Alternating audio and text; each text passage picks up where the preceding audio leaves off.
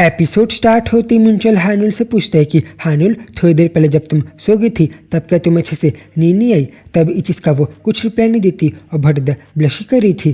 जिचिस को देख के तो नहीं पता क्यों बट मुंचल भी कुछ ज़्यादा शांत हो गया था। देन से कहती कि हाँ मुंचल, मैं भटद नॉर्मली फील कर रही हूँ, बट हाँ तुम्हें पता है अभी तो तुम मुझे कुछ ज़्यादा अच्छी दिखाई दे रही हो। जिचिस को देख के तो वो भी हानुल के साथ साथ कुछ ज़्यादा शर्माने ही लग गया था।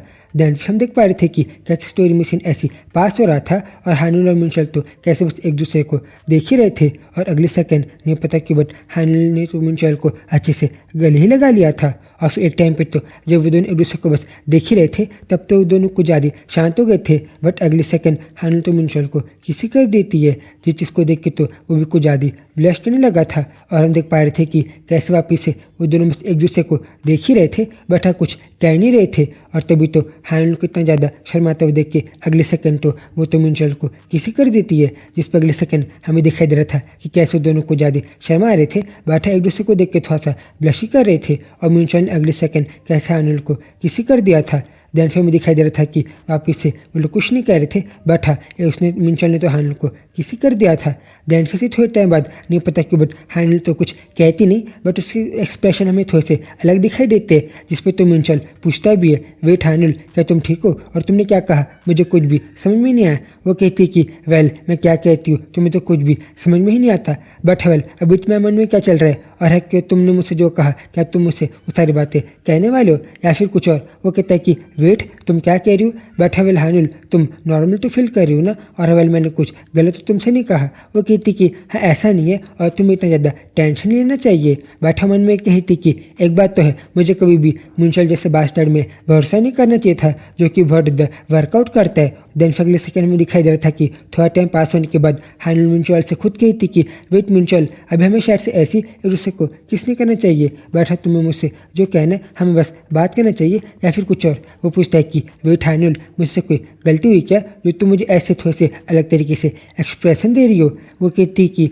वेट ऐसा नहीं है और फिर ऐसी टाइम हो जाता है और थोड़े टाइम पहले वो लोगों ने अपने खाने के लिए जो डिलीवरी को ऑर्डर किया था वो डिलीवरी का पार्सल तो आ भी जाता है। हानुल शर्माते हुए कहती भी कि सही में मुझे तो कुछ ज़्यादा भूख लग रही है। और फिर थोड़ा सा खाना खाने के बाद नहीं पता क्यों बट मुंचल तो ऐसी पहले की तरह हानुल के थोड़ा सा क्लोज ही आ गया था।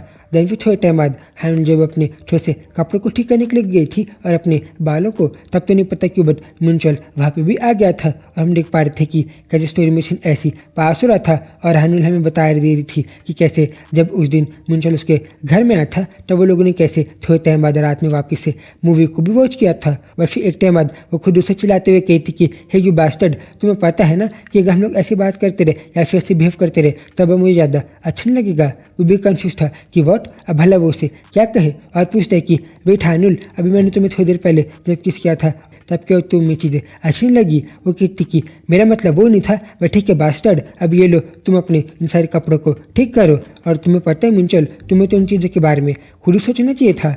देन उसके पास है किसी पूछता है कि हानुल वेट ऐसा है क्या और मेरा बिहेवियर तुम्हें कुछ बुरा तो नहीं लगा? वो कहती कि अरे वेट मुझे बुरा नहीं लगा, बट मेरे मन में बस ये चल रहा था कि हम लोग ने पूरा दिन बस खाया पिया, वैसे थोड़ा सा एक दूसरे को देख के भरदा ब्लश किए, किस किया, बस वही सब। बट हम लोगों ने कुछ ज़्यादा अच्छे से एक दूसरे से बातचीत नहीं की, ना कि अपनी फीलिंग्स को एक्सप्रेस किया।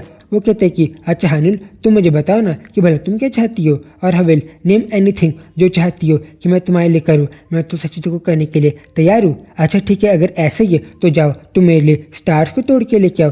वो भी कन्फ्यूज था, वो दहल भले क्या नॉनसेंस बात है। वो कहती कि अच्छा ऐसा है, बट तुमने मुझसे कहा था ना मुंचल कि मैं जो चाहती हूँ मैं तुमसे वो कहूँ।